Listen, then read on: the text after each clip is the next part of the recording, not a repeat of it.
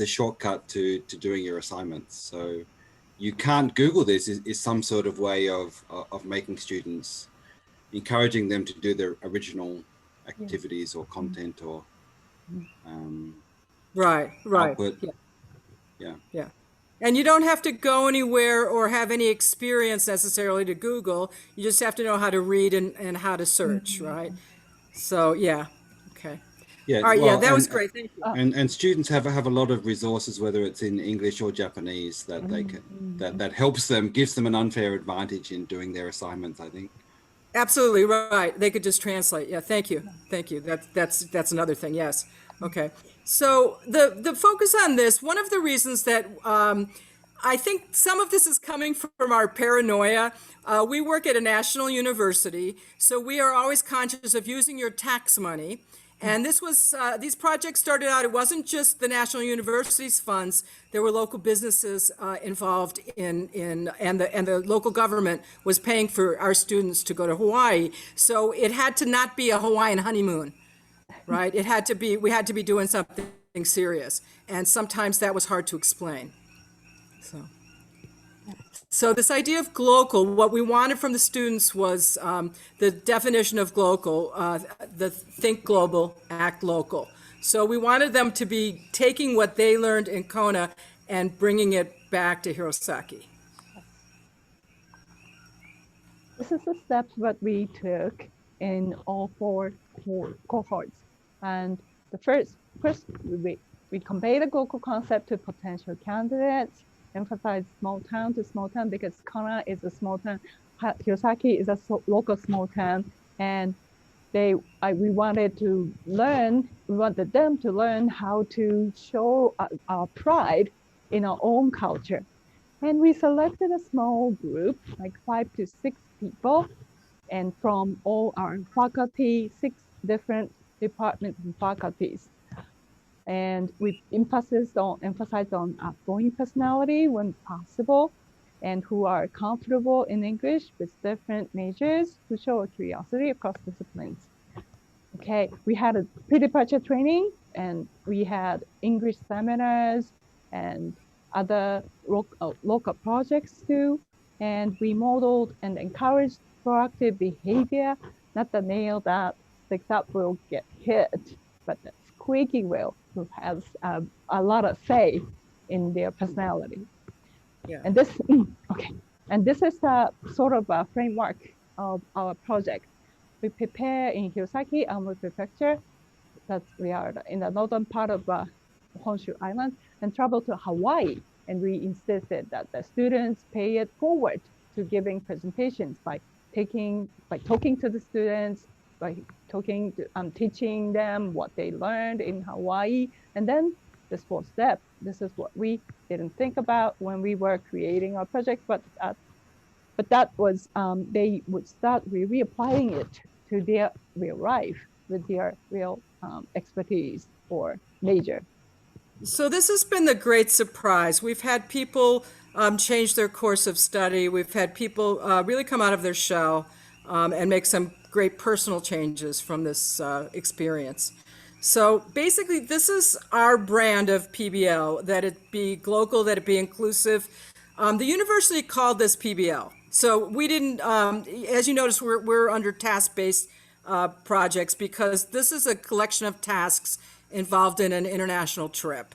And so we were focused on the global, we were focused on being inclusive and on being multi-layered and experiential.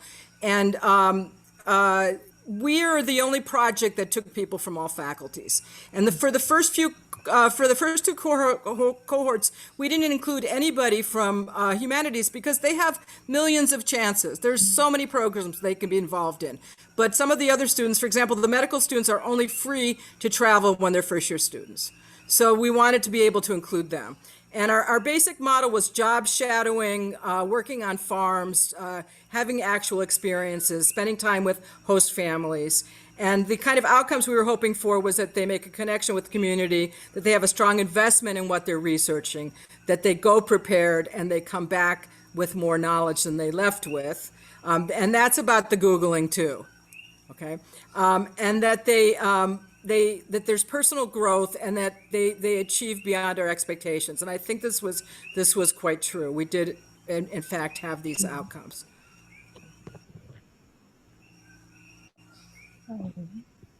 And So one of the things that we did before we left was, you'll see this slide here. I don't know how many of you are familiar with this. This is an American quiz show called Family Feud, and it was on television in Japan years ago, called Hyaku ni Kikimashita, and it's basically a survey. You ask 100 people a question, and so this was something about what attracts you to a man, and his car, and his money, his jokes, so we had the students come up with a list of questions, and we started locally. We had them ask their families and their friends some questions. And then we would come into the English lounge, and there's a PowerPoint program that sets this up just like the TV show, and we'd have 2 teams and have them try to guess the answers. And the students loved that part of it too. So already we were starting out with them sharing with other students. And then what they did when they were actually in Hawaii was 5 or 6 of them each asked 20 people, and it's a great way to talk to strangers. You can say, excuse me, I'm doing a project for school, could I ask you a few questions? And so they were on the beach talking to people and collecting these statistics, and then they came back and shared it with the school. So that was one of the elements of our sharing. So this is an example. So I don't know how many of you know a lot about Hawaii, but a lot of people don't realize that Kona doesn't just grow coffee. Okay, we have really ugly oranges that we don't sell anywhere else, kau oranges. We have a growing chocolate business with cacao. We have 100 different kinds of bananas, a couple hundred different kinds of avocados, and then some of the usual suspects like mac nuts, pineapple, etc. So cohort 1, basically we job shadowed at hospitals, government offices. We went to Hawaii Volcanoes Park, which the next year was decimated. We were there right before it was destroyed by lava. They took a chocolate making class. They worked with a famous farmer named Ken Love, who's the Johnny Appleseed of Kona. He's brought a lot of biwa from Japan to Kona, and he actually went to culinary school in Japan. And they also, we did want to do something kind of educational and fun, and we always had an ocean adventure. This group went on a nighttime manta ray snorkel. And there was a connection also with the Jewish community, which was part of my thing. I call your attention to the second picture up at the top.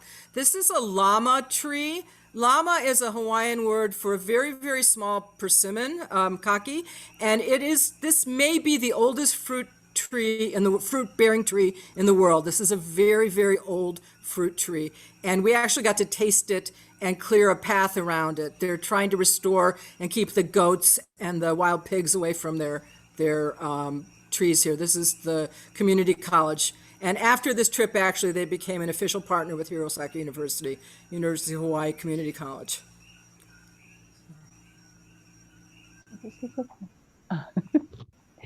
So, as I said, and after the cohort 2, cohort 1, we always have a session for the business people, local business people.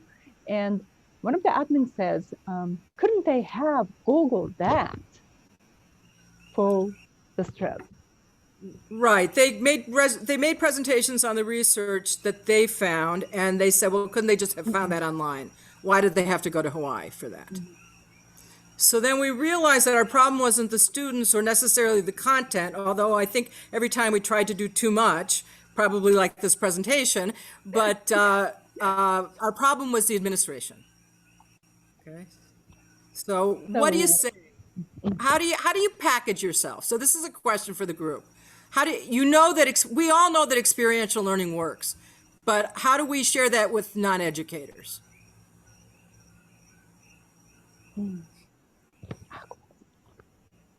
Do we have any brave souls in the group? Okay, well, so basically, we decided, and Megumi had a real big push on this, that it needed to be more academic. So they did on their own time, they did hours on end of seminars, learning about Hawaii and practicing their English before we left for the first cohort. But for the second cohort, we attracted them with a 2-credit course that we did everything, all the planning, and they studied before they left, and we made their research a lot more solid. Okay, Yeah. and then, yeah.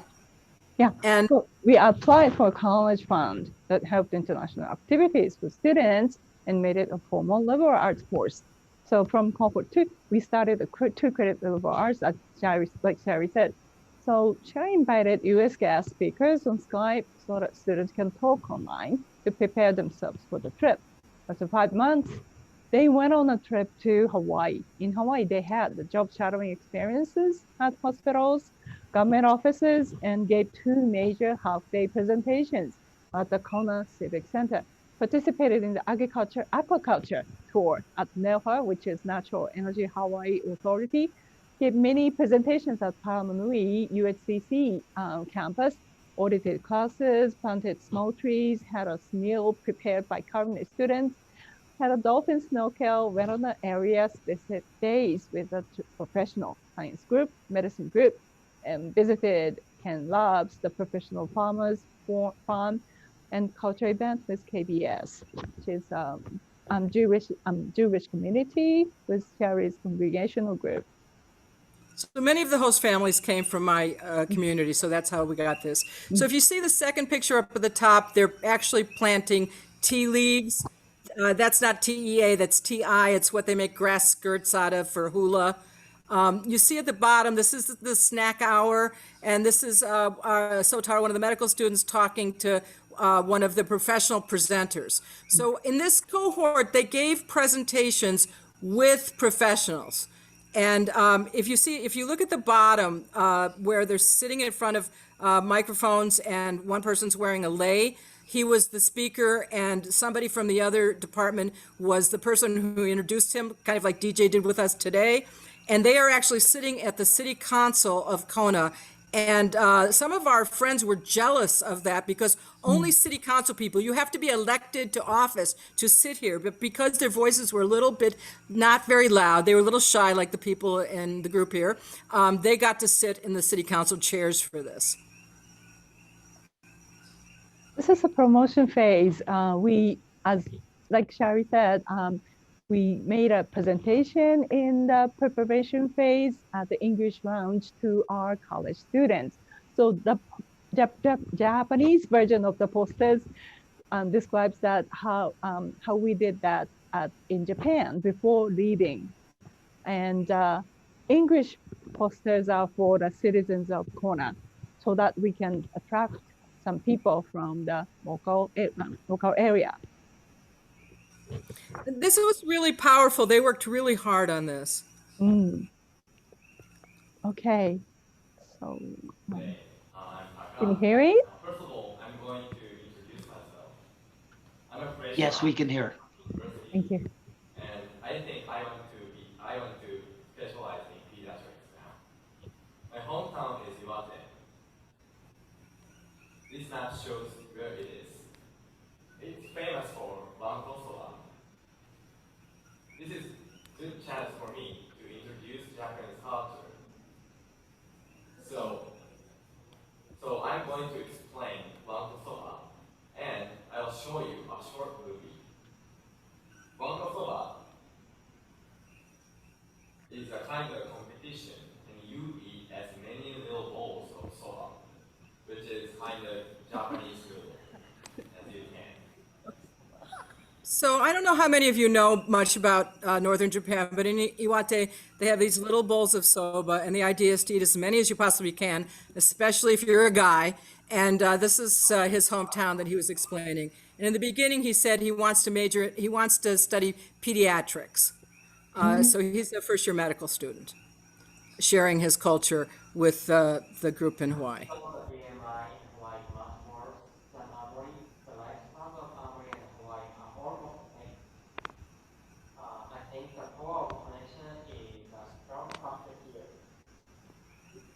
Actually, the number of NPOs in Amori is more, and the rate of suicide in Amori is the worst in Japan.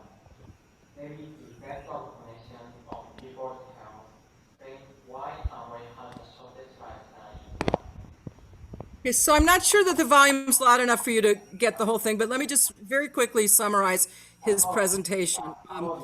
This is one of the most unique presentations. He talked about finding your third place. And now in Zoom days, this is a little different, but the idea is your first place is your home, your second place is where you work or go to school, and your third place is where you go to relax.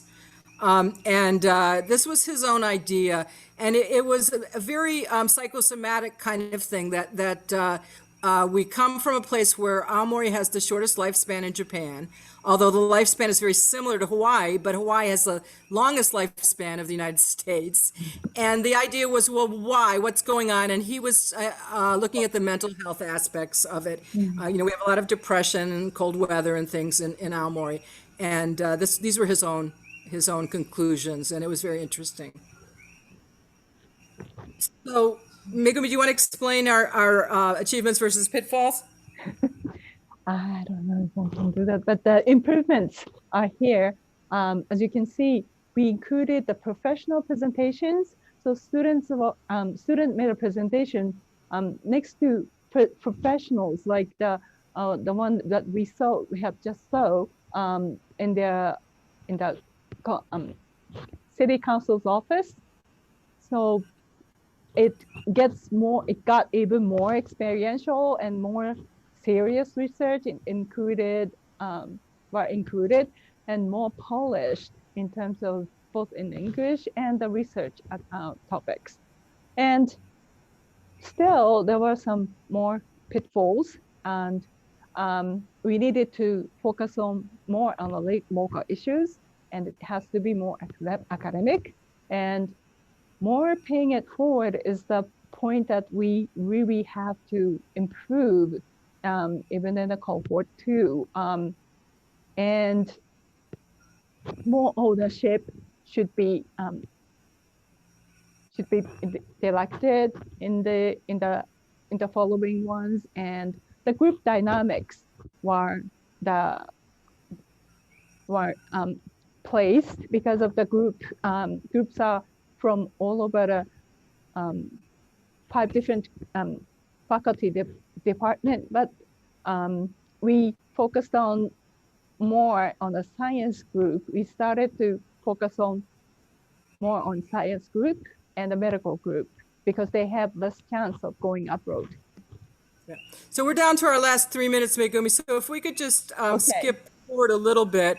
So basically, our ideas were, we wanted to know what you thought about ways to plan this better. One solution that we did come up with, maybe if you could skip forward to the pictures of Nakaji Sensei, and we had, first of all, just this, there was one that Megumi wasn't involved in. This one, I went with a group of students. I planned all the places, but they were studying food loss and child poverty in Japan, and they spoke on that, and they volunteered. So, let's go ahead to the academic from cohort 4, please. The pictures of Nakaji Sensei, and so what we did for the last one that we did, the 4th one, was we actually had more community members involved. So the people here are Nakaji Sensei, who did big data, 20,000 people, Megumi? Yeah, 20,000, yes. Why is the lifespan such an issue? And what he found out was surprising. It's not that we're losing people at 81 instead of 82. It's that a lot of people are dying in their 40s because they're learning bad eating habits as children. And so we had this very famous doctor who works at our university. We also had Megumi's classmate, the mayor of Hirosaki. Okay. The first group got a accommodation from the mayor of Kona. So we've had a lot of very influential people involved, and I think that's also been very motivating. But we still are left with this idea, and maybe you can help us in the last minute here, of how to choose the people. So does anybody have any comments on that? Okay. Sorry, to choose the people. Okay, well, if there aren't any questions or comments, can you go to the slide you just showed us? This is a welcoming ceremony. Yes. Palamanui is actually kind of like Pinocchio. It's not a real boy. It's actually a subdivision of Hawaii Community College in Hilo. And this is the ceremony. Represent information coming in and information coming out. So that learning environment. And then finally, this line straight down the middle is the stalk of the tree, or in Hawaiian culture, the piko, the center, which actually where we're standing right now.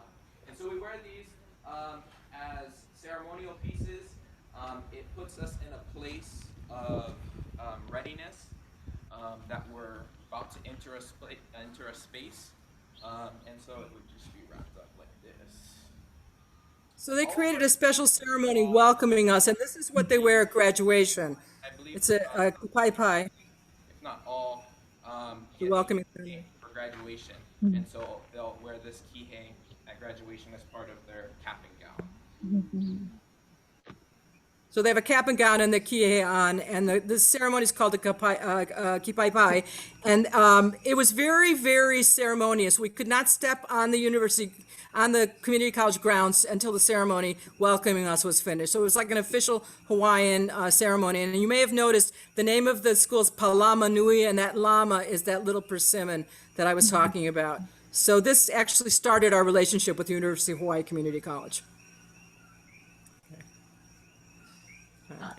I see your face, DJ, so I think we're out of time. I don't have any questions. Do you want to do, I noticed there isn't anybody following us, so we could have another couple of minutes if you like. Okay. I would love to hear from, if anybody has any questions or comments or. There's a question from Charlie. I'm looking in the chat box. Hang on, I might not be far enough down. Oh, okay. Hi, so I have a question. Yes, Please. go ahead. So thank you so much for your presentation. I'm really interested in PBL incorporated into lesson planning and lesson teaching, of course. So I have a question regarding the support. So what support were students provided in order to be able to come up with their own solution to that issue that they chose? So basically, we worked in sections. So they started out with an outline, and we gave them a little bit of feedback, and then they went back and researched certain things. So actually, one of the most successful people from our second cohort that grew exponentially, changed his major and changed his life, he was researching the recycling of shells, which is very successful in Aomori, and there aren't enough shells in Hawaii. We don't have, a lot of it has been fished out. A lot of it is artificially fish farmed, like abalone, and they have their own recycling program. So the idea that what he wanted to do, the energy he wanted to create, we don't have the resources in Hawaii. So, but the process, it was him going through this and learning it and talking with the people in Hawaii that was so exciting for him. And he stayed on a really dynamic working farm that does the coffee business, chocolate making. And he learned about composting. It sounds like students provided a lot of resources and support to do like a desk review or a baseline survey. Yeah, and we were lucky. that That issue. particular student went with another student to one of our local, it's a shrimp farm, right, where they grow, they aquaculture. Yeah. And that was their choice. You know, we said, do some research, and they actually went in Aomori and did it by themselves. So we were lucky that way. So how about the struggling team, like not really creative enough and not a really good problem solver? How did you prompt that, kind of nurture that skill? Do you want to answer, Megumi? You mean So we had to give some feedback. That was one of my consternations about including the humanities department. Both of the students from humanities were a little bit entitled and laissez-faire, and really late at turning things in. I think they both got a lot out of the project. But what I learned from this myself is that the model for study abroad these short-term programs especially, is selfishness. It's all about self-growth, and that isn't what we wanted. We wanted them to be presenting to our students when they got back. We wanted them to be taking it on to the rest of their life and sharing it with the people they meet from here on out. And I think, for some people this really worked, and for other people, it was an almost free trip to Hawaii. They had like 50 or 60,000 a year. Might I suggest if you want to continue, you can go to the Hangouts. If you so wish. If you want to come with us, we would love that. Okay. Oh, that's okay. Thank you so much. That's it. Okay. Thank you. Thank you. Okay, well, let's everybody say, Thank you very Shari and much. Megumi, please unmute your computers and give them a big hand there. Thank you. Or you can give a virtual hand. Thank you very much. It was very interesting. Thanks. And thank you very much. And if you do want to, DJ. yes, this presentation number was 475. You could go to the Hangouts and set up a breakout room or something with 475, and anybody who's here can go and join that, I suppose, if you want to continue that. Okay. Yeah, Thank you very much, Shari and Megumi. Thank you. Thank you Excellent. so much. Thank you. So let's go to Hangouts, Megumi.